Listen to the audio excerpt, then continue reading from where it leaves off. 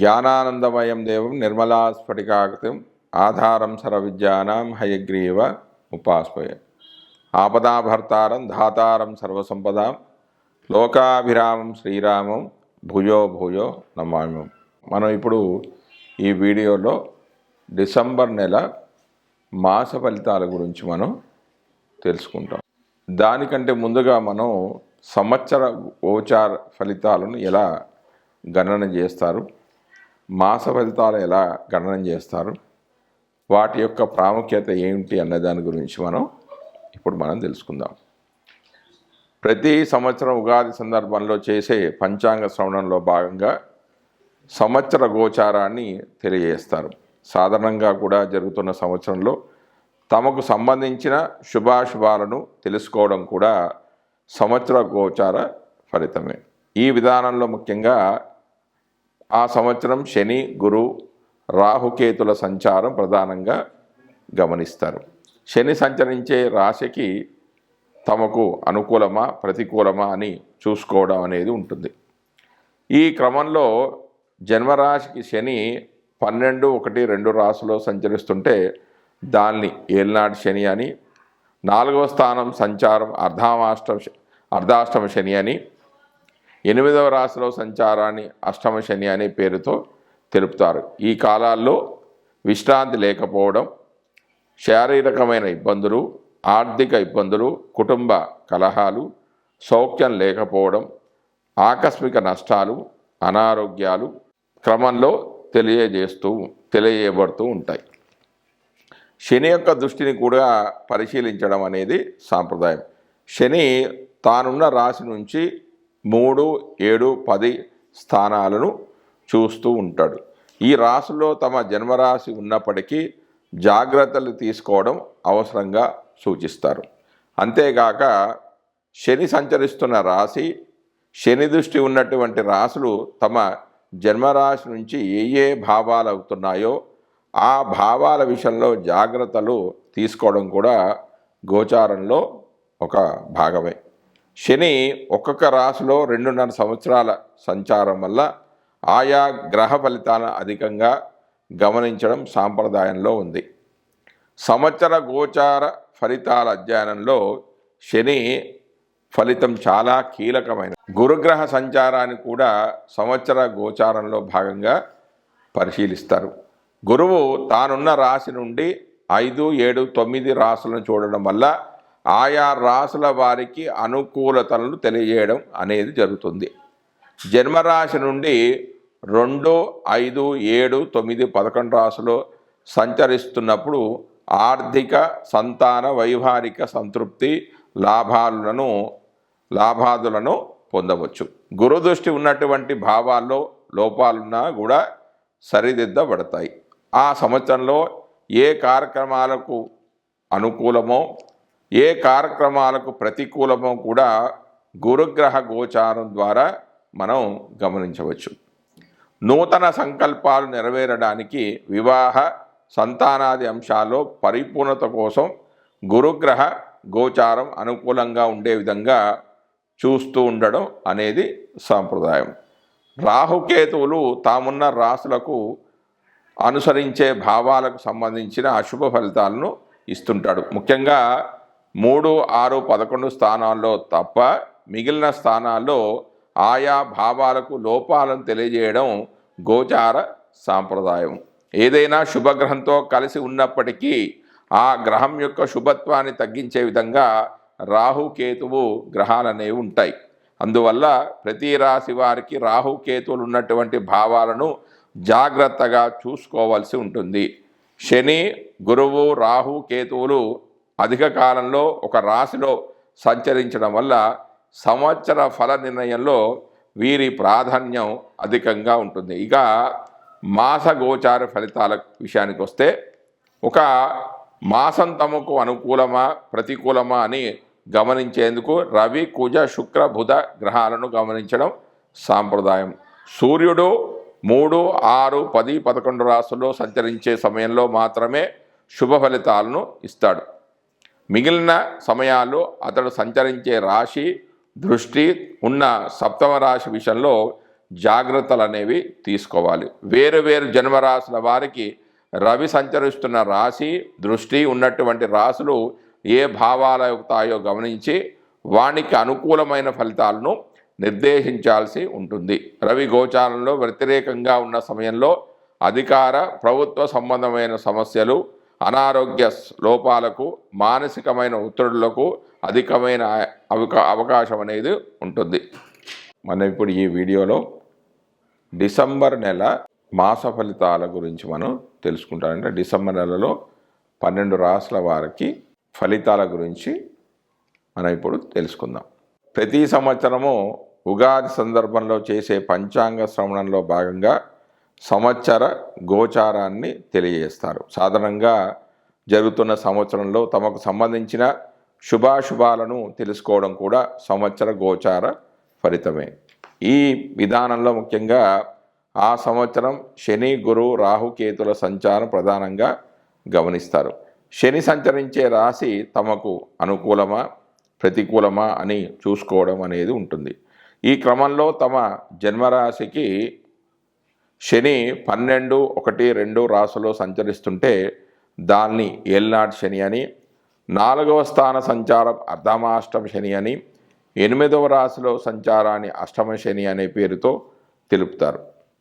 ఈ కాలంలో విశ్రాంతి లేకపోవడం, శారీరకమైన ఇబ్బందులు, ఆర్థిక ఇబ్బందులు, కుటుంబ కలహాలు, సౌఖ్యలోపం, ఆకస్మిక నష్టాలు, అనారోగ్యాలు క్రమంలో తెలియజేయబడుతుంటాయి. శని యొక్క దృష్టిని కూడా పరిశీలించడం సాంప్రదాయం. శని తానున్న రాశి నుంచి 3, 7, 10 స్థానాలను చూస్తూ ఉంటాడు. ఆ రాశుల్లో తమ జన్మరాశి ఉన్నప్పటికీ జాగ్రత్తలు తీసుకోవడం అవసరంగా సూచిస్తారు. అంతేకాక శని సంచరిస్తున్న రాశి, శని దృష్టి ఉన్నటువంటి రాశులు తమ జన్మరాశి నుంచి ఏ భావాలు అవుతున్నాయో ఆయా భావాల విషయంలో జాగ్రత్తలు తీసుకోవడం కూడా గోచారంలో భాగమే. శని ఒక్కొక్క రాశిలోనూ 2.5 సంవత్సరాల సంచారం వల్ల ఈ గ్రహ ఫలితాలను అధికంగా గమనించడం అనేది సాంప్రదాయంలో ఉంది.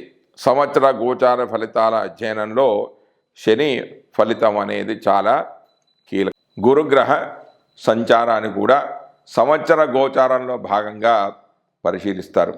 గురువు తానున్న రాశి నుంచి 5, 7, 9 రాశులను చూడడం వల్ల ఆయా రాశుల వారికి అనుకూలతలను తెలియజేయడం జరుగుతుంది. జన్మరాశి నుంచి 2, 5, 7, 9, 11 రాశులో సంచరిస్తున్నప్పుడు ఆర్థిక, సంతాన, వైవాహిక సంతృప్తి, లాభాలను పొందవచ్చు. గురుదృష్టి ఉన్నటువంటి భావాల్లో లోపాలున్నా కూడా సరిదిద్దబడతాయి. ఆ సంవత్సరంలో ఏ కార్యక్రమాలకు అనుకూలమో, ఏ కార్యక్రమాలకు ప్రతికూలమో కూడా గురుగ్రహ గోచారం ద్వారా గమనించవచ్చు. నూతన సంకల్పాలు నెరవేరడానికి, వివాహ, సంతానాది అంశాల్లో పరిపూర్ణత కోసం గురుగ్రహ గోచారం అనుకూలంగా ఉండే విధంగా చూస్తూ ఉండడం సాంప్రదాయం. రాహుకేతువులు తామున్న రాశులకు అనుసరించే భావాలకు సంబంధించిన అశుభ ఫలితాలను ఇస్తూ ఉంటారు. ముఖ్యంగా 3, 6, 11 స్థానాల్లో తప్ప మిగిలిన స్థానాల్లో ఆయా భావాలకు లోపాలను తెలియజేయడం గోచార సాంప్రదాయం. ఏదైనా శుభగ్రహంతో కలిసి ఉన్నప్పటికీ ఆ గ్రహం యొక్క శుభత్వాన్ని తగ్గించే విధంగా రాహుకేతువులు ఉంటారు. అందువల్ల ప్రతి రాశి వారికి రాహువు, కేతువు ఉన్నటువంటి భావాలను జాగ్రత్తగా చూసుకోవాల్సి ఉంటుంది. శని, గురువు, రాహు, కేతువులు అధిక కాలంలో ఒక రాశిలో సంచరించడం వల్ల సంవత్సర ఫలితాల నిర్ణయంలో వీరి యొక్క ప్రాధాన్యం అధికంగా ఉంటుంది. ఇక మాస గోచార ఫలితాల విషయానికి వస్తే, ఒక మాసం తమకు అనుకూలమా ప్రతికూలమా ఇది గమనించేందుకు రవి, కుజ, శుక్ర, బుధ గ్రహాలను గమనించడం సాంప్రదాయం.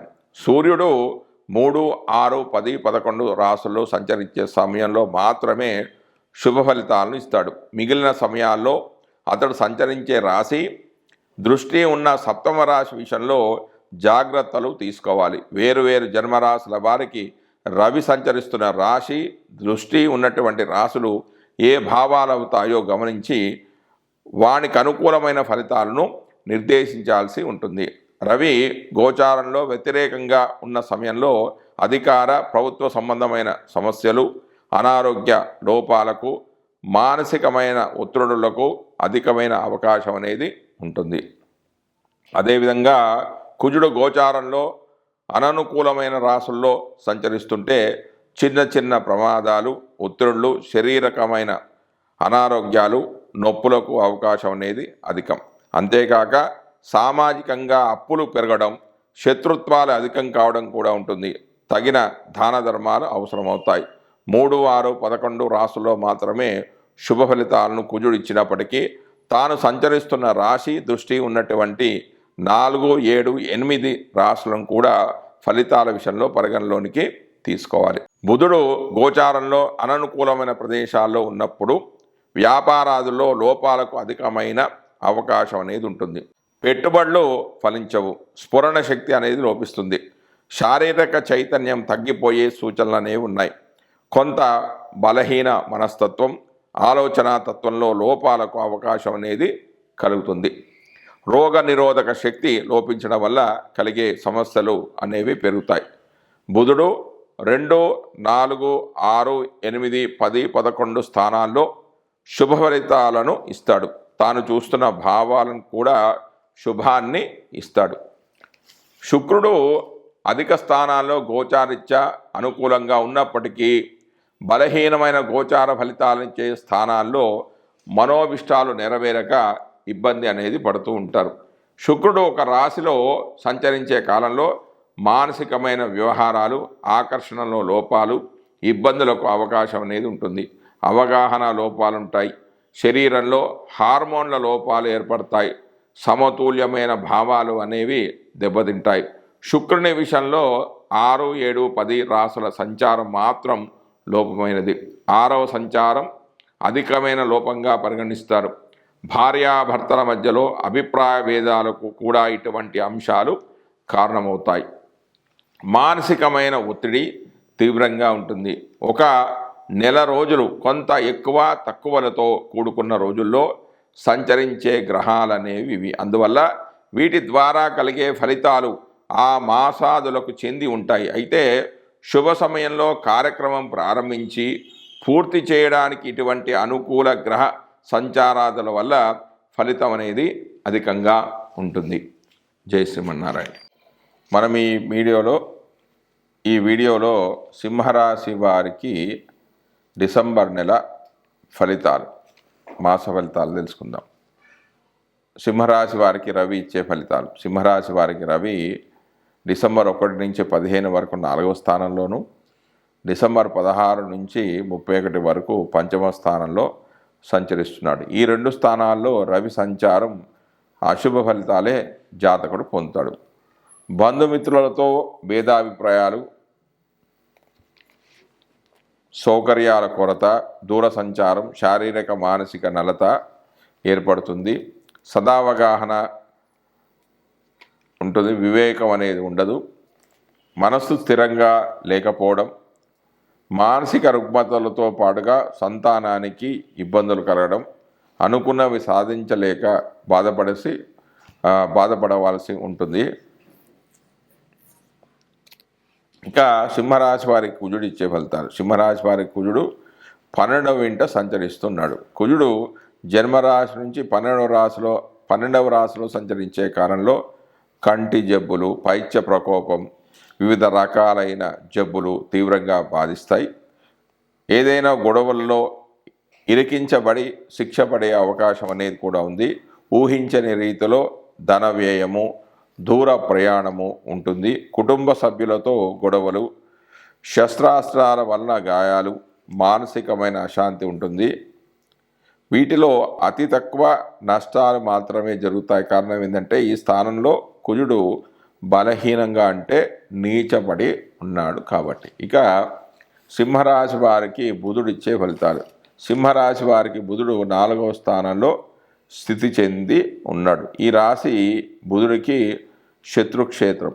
4వ స్థానంలో శుభ ఫలితాలు కలగజేసిన అంత పూర్తిగా శుభ ఫలితాలు జాతకుడు పొందలేడు. వాటిని కొంచెం పరిశీలిస్తే బుద్ధిబలం పెరుగుతుంది, మంచి మంచి ఆలోచనలు వస్తాయి, మంచి సౌకర్యాలు సుఖశాంతులు లభిస్తాయి, శక్తి సామర్థ్యాలు బాగా ప్రదర్శిస్తారు. తల్లిదండ్రుల ఆరోగ్యానికి మేనమామలకు చేటుకాలం అని చెప్పాలి. ఆనందంగా కాలం వెల్లబుచ్చుతారు. గౌరవ మర్యాదతో పాటుగా మంచి వస్తు సామాగ్రులను వాహనాలను పొందుతారు. ప్రయాణాలు ఫలవంతమవుతాయి, కీర్తి ప్రతిష్టలు పెరుగుతాయి. కానీ ఇందులో అంత పూర్తిగా శుభ ఫలితాలు రావు. ఎందుకంటే వృశ్చిక రాశి అనేది బుధుడికి శత్రుక్షేత్రము కాబట్టి. ఇక సింహరాశి వారికి గురుడు ఇచ్చే ఫలితాలు. సింహరాశి వారికి గురుడు 10వ స్థానంలో సంచరిస్తున్నాడు. జన్మరాశి నుంచి గురుడు 10వ రాశిలో సంచరించే కాలంలో ప్రతి చిన్న పని చాలా కష్టసాధ్యంగా ఉంటుంది. తల్లికి అంతా మంచిది కాదు. ఇష్టం లేకుండానే దూర ప్రయాణాలు చేయవలసి వస్తుంది. ఆస్తులు కరగవచ్చు. ఉద్యోగ భంగం లేదా అధికారం నుండి శిక్ష పడవచ్చు. వస్తు సముదాయానికి నష్టం రావచ్చు. చిన్న చిన్న విషయాలకే ఇతరుల కోపానికి గురి కావచ్చు. ఎంత ప్రయత్నం చేసినా ఏ చిన్న పని సక్రమంగా జరగకపోవచ్చు. ఇక సింహరాశి వారికి శుక్రుడు ఇచ్చే ఫలితాలు. సింహరాశి వారికి శుక్రుడు 6వ ఇంట సంచరిస్తున్నాడు. 3 డిసెంబర్ 2024 నుంచి 28 డిసెంబర్ 2024 వరకు ఈ శుక్రుడు 6వ ఇంట సంచరిస్తూ ఉన్నాడు. శుక్రుడు జన్మరాశి నుంచి 6వ రాశిలో సంచరించే కాలంలో ఎన్నో విధాలుగా గొడవలు విరోధాలు ఉంటాయి. బంధువుల నుండి సహాయ సహకారాలు అనేవి లభించవు. మనసు ఆందోళనకు గురి అవుతుంది. శారీరక ఆరోగ్యం అనేది దెబ్బతింటుంది. దాయాదులతో గొడవలుంటాయి.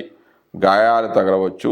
గౌరవ మర్యాదలు అనేవి నశిస్తాయి. ఇక సింహరాశి వారికి శని ఇచ్చే ఫలితం. సింహరాశి వారికి శని 7వ రాశిలో సంచరిస్తున్నాడు.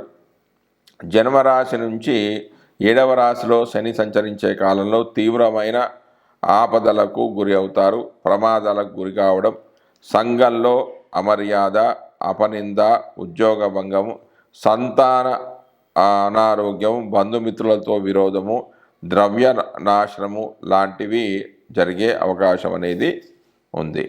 ఇక సింహరాశి వారికి రాహు ఇచ్చే ఫలితాలు. సింహరాశి వారికి రాహు 8వ స్థానంలో సంచరిస్తున్నాడు. రాహు కేతువుల చలనము ఈ స్థానంలో ప్రతికూలమైనది. అనారోగ్యము, ఆందోళన, క్రూర జంతు భయము, కార్యనాశనము, ప్రయాణ ఆయాసము, ప్రభుత్వ దండన భయము, విచారం వంటి ప్రతికూల ఫలితాలు కలిగే అవకాశం అనేది ఉంది. ఇక సింహరాశి వారికి కేతువు ఇచ్చే ఫలితాలు. సింహరాశి వారి కేతువు 2వ ఇంట సంచరిస్తున్నాడు. ద్వితీయ రాశిలో కేతువు సంచారం వల్ల కలహము, మనస్తాపము, అపకీర్తి, ధన నష్టము, కష్టాలు, కుటుంబ కలహాలు, వాగ్దోషాలు, ధన నష్టము, ఖర్చులకు దానికి సరిపోయే ధనం ఉండకపోవడము, అనారోగ్య సమస్యలు లాంటివి జరిగే అవకాశం అనేది ఉంది.